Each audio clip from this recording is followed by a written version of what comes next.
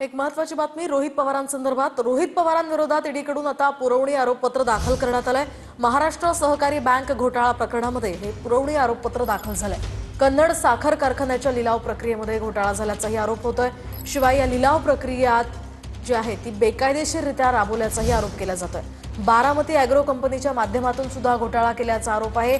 याआधी सुद्धा बारामती ॲग्रोची 50 कोटींची मालमत्ता ईडीनं जप्त केली होती। रोहित पवारांची याआधी 2 वेळा ईडीकडून चौकशीही करण्यात आली आहे।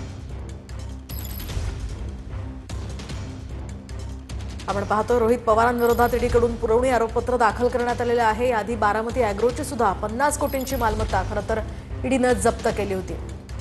दरम्यान या संदर्भात अधिकची माहिती जाणून घेऊयात। रोहित पवार यांनी स्वतः ट्विट करत या संदर्भातली माहिती दिली आहे। तर कुणाचं आणि काय ऐकलं नाही म्हणून माझ्या विरोधात ईडीनं कारवाई केली आणि याबाबत अधिक सांगण्याची गरज नाही। ईडीचे अधिकारी बिचारे आदेशाचे धनी आहेत, त्यांनी केवळ आलेल्या आदेशाचं पालन केलंय असंही रोहित पवार आपल्या ट्विटमध्ये म्हणतात। आणि आता आरोपपत्र सुद्धा दाखल केलंय म्हणजे तपास पूर्ण झाला असून ज्याची आपण वाट बघत होतो त्या निर्णयाचा चेंडू आता न्यायव्यवस्थेच्या कोर्टात आहे। कारण न्यायदेवतेवर माझा पूर्ण विश्वास असून यामध्ये दूध का दूध पाणी का पाणी होईल असंही रोहित पवार म्हणाले। विचारांसाठी कितीही संघर्ष करावा लागला तरी माझी तयारी आहे। महाराष्ट्रानं लाचारीला आणि फितुरीला कधीही थारा दिला नाही